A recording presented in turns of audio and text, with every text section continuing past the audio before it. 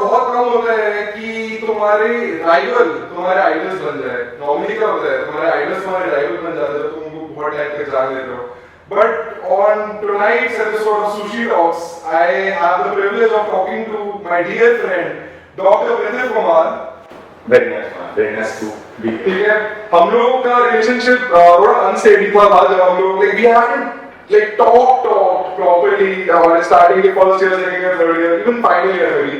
But final year, I don't know what some canyon event happened in my life, and I joined the gym, and here he was. आप Prithiv, just tell the audience कि tell them about yourself कि first tell them कि आप MBBS आपने क्यों लिया? MBBS, why did I take up MBBS? For me also, it was a very surprising thing only. MBBS was not my primary goal when I was in 11th or 12th. At the end of 12th, my dad came up to me and he was like, just prepare, we don't have any doctors at home. I think it would be very nice if you did MBBS. So I prepared for like 2 months and gave NEET, and then I'm here. That's very uncertain, but I was okay with MBBS.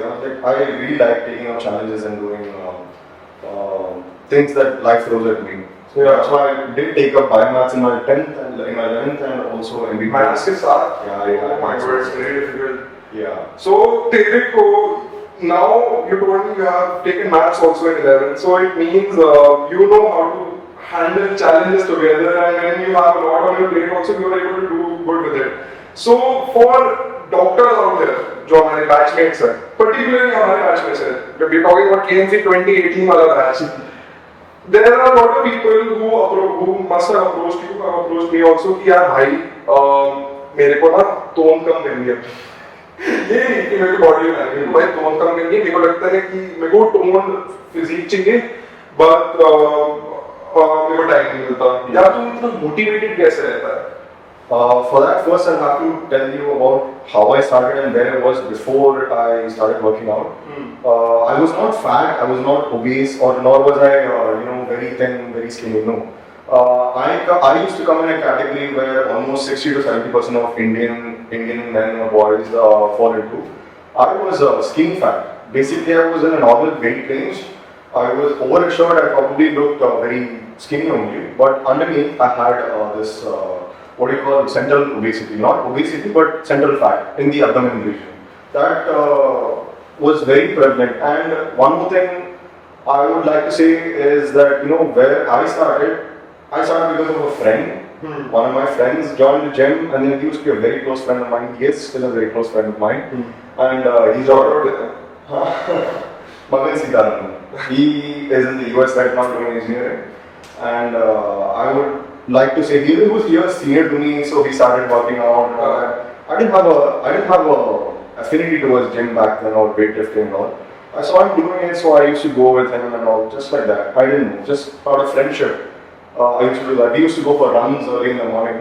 I don't know why I did it also. Right? It was very difficult waking up and going for like 3 kilometers or 4 kilometers. So initially I started by running. Mostly it was running.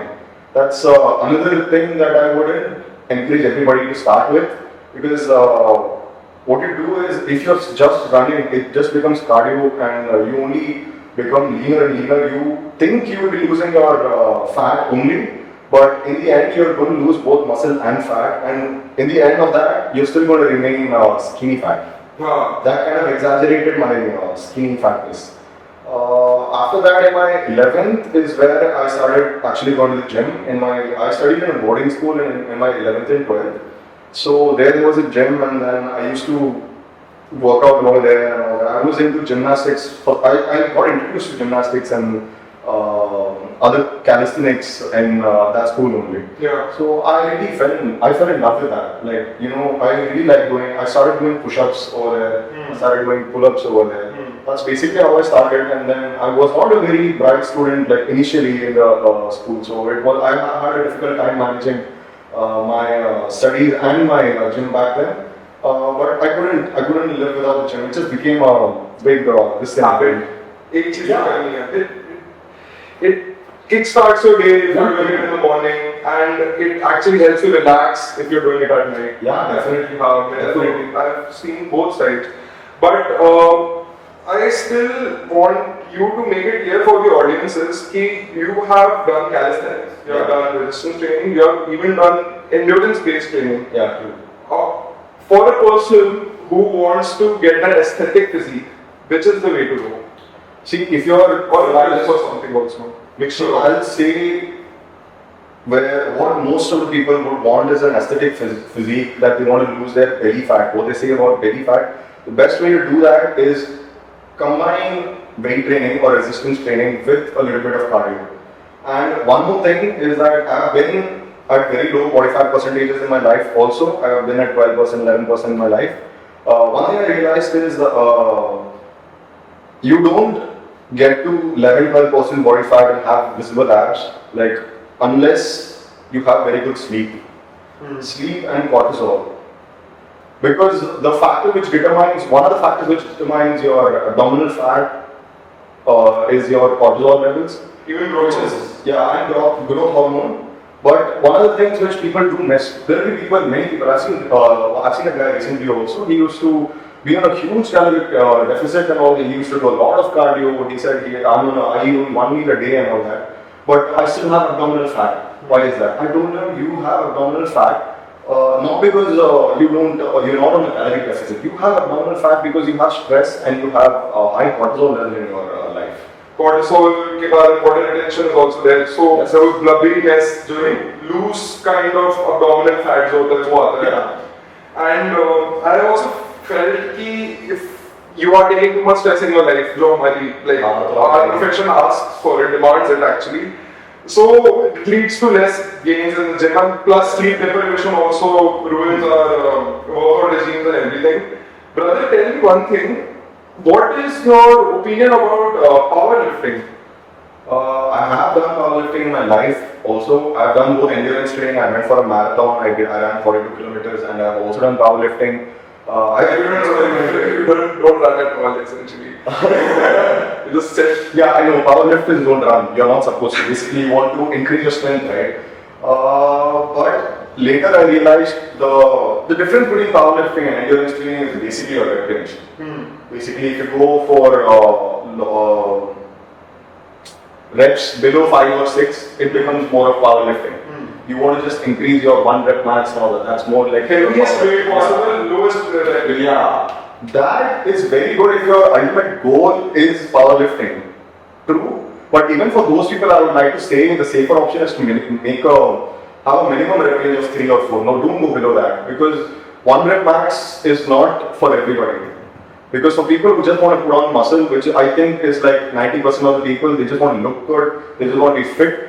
For them, powerlifting I don't feel is the best thing to do because it has a lot of risks involved and injuries involved also.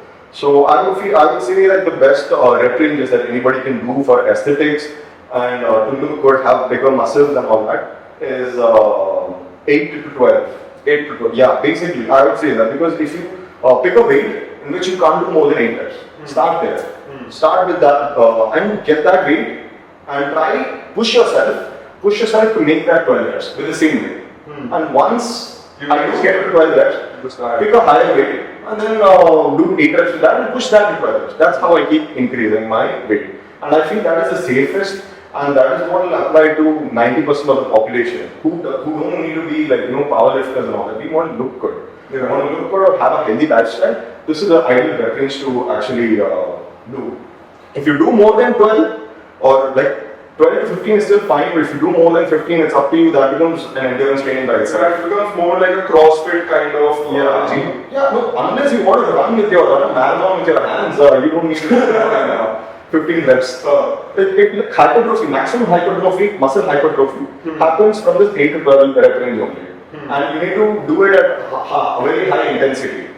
So basically, you need to do it at a weight that you can't easily lift 8 to 12. It should be difficult for you to lift 8 reps. Pick such a weight. मुझे एक चीज बता. Okay, so we have talked about the regime you should follow, but a lot of people when they start their gym journey, the first question they ask is, "By what supplements I should take?" ठीक है? So tell me, are supplements really that important in the infancy of your gym journey? B, if they are, what supplements should a beginner gym goer should choose? See, basically I'm a vegetarian. Okay. So I don't, it's very difficult for me to meet my protein goals. And I didn't start taking my whey protein till the end of second year of my college. If you want just an aesthetic physique at a lower body weight, with just like slightly more, smaller muscles and all, I feel if you जब अगर dieting करोगे तो उससे भी हो सकता है. So your normal diet, if you are able to get around 1.2 grams to 1.5 grams of protein per kilogram body weight, and then I think you should ideally get to your required body fat percentage. But if you do aspire to get like bigger and all that, then you do need to consume more than like 1.5 grams per kilogram body weight, and there whey protein does help. And I feel like in a country like ours, which is actually very protein averse, even if you are non-vegetarian, most of they don't eat chicken or mutton every day, and chicken doesn't have as much protein as the West. Like, because West, they don't eat just chicken, they have red meat, not vegetable dairy. Yeah. They have a lot of different meat options also. Plus, I have seen the non-veg eaters here now.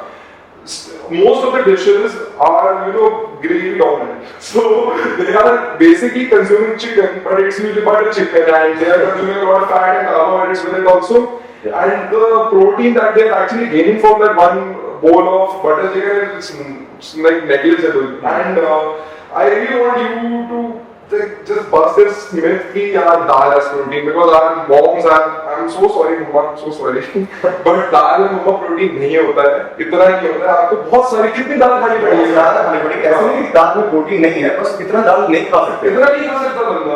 हाँ. इतना दाल खाए तो uric acid हो जाएगा, kidney fail हो जाएगी भाई दाल खाना के. कितनी खानी? What I did, which not everybody will be able to do, is I used to drink a lot of milk till my second year. I used to drink 1.5 to 2 liters of milk. But not everybody can do that, because a lot of people are lactose intolerant. Yeah. And उनका पेट में सही नहीं, like, it doesn't go well with them. So I wouldn't suggest that. But I think, like, whey protein is completely normal. It comes out of, it's a dairy product by itself. It's just coming out of milk. Like, जब आप curd बनाते हो तो like, what's remaining is your whey. Yeah. You essentially just add lemon to milk and you get that fluid, the filtered जो पानी बच जाता है, that is your whey. You be hydrated and it's whey protein. Yeah. Whey protein से आता है MuscleBlaze, please sponsor India's first health podcast. What are you doing, guys? ठीक है, अभी एक short बना रहा हूँ. You are such dynamic people to sponsor here. I mean, look at us. कौन आपके जो भी अभी जो आपके influencers हैं, MBBS के साथ करोगे. Coming back to the point, we were talking about whey protein. Now, the most controversial supplement, creatine monohydrate. What are your thoughts on it? See, I tell you, creatine is a substance which is naturally produced in the body. It's already present. The thing is, I tell you the basics of how your body gets its uses of energy during exercise. So basically, while doing exercise, the first 2 seconds if you see, most of the energy is derived from free ATP. Basically, ATP is how we store energy in our body. And after that, for the first 10 seconds, your body taps into creatine phosphate. Yeah, which is already present in your muscles. Which is present, it's in your body. Okay, for the first 10 seconds, and after that, up to 2 hours, you go into anaerobic metabolism. Basically, your fat or even anaerobic glycolysis and all that. So, up to 2 hours, you do that, and beyond that is your aerobic metabolism.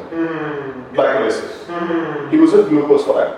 So, out of all these things, the peak, what you see is that the most efficient way, which is the most efficient among all of these to provide short bursts of high energy, it's creatine, which is already there in your body.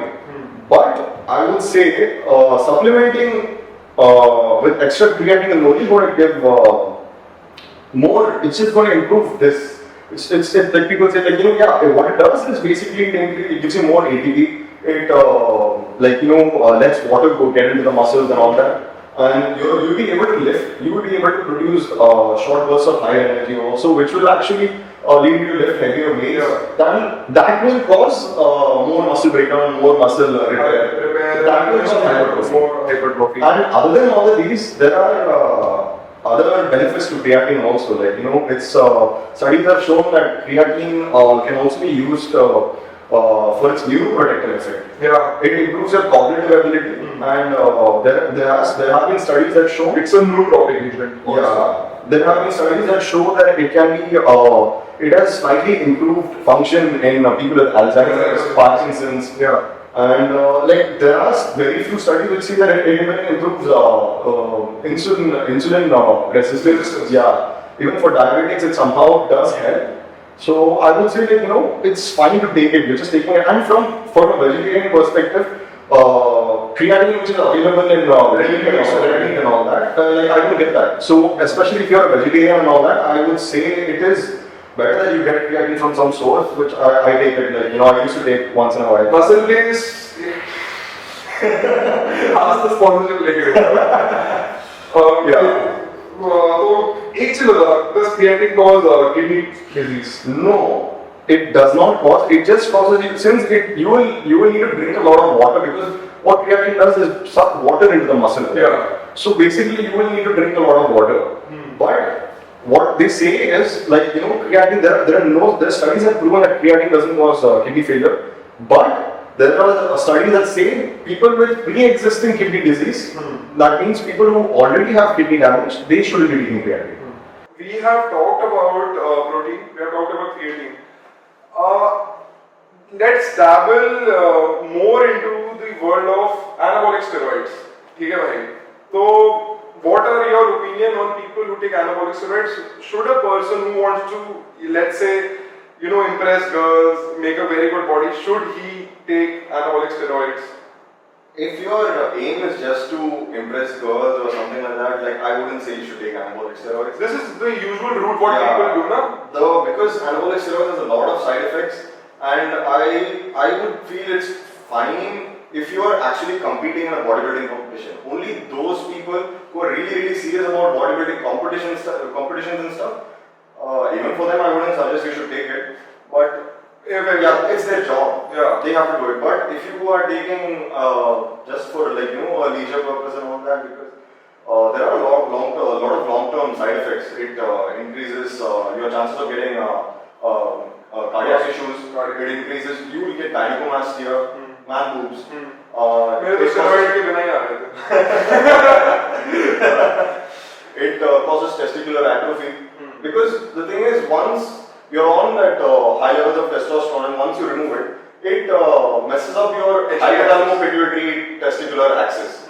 So basically what happens is your body cannot produce testosterone at all, so it becomes almost zero. Your body doesn't produce testosterone. So, can you tell me about the side effects, short-term and long-term side effects of anabolic steroid use?